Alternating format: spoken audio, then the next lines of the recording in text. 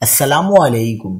کراچی سمیت ملک بھر میں گرمی کی شدت میں کمی، شہر قائد میں مونسون میں معمول سے کم بارشوں کا امکان۔ کیا آپ حالات حاضرہ سے آگاہی حاصل کرنا چاہتے ہیں؟ خبر کے پیچھے چھپے اصل حقائق جاننا چاہتے ہیں تو ابھی سبسکرائب کیجئے دل مل پاکستان کو اور ساتھ ہی گھنٹی کے نشان پر کلک کر دیں۔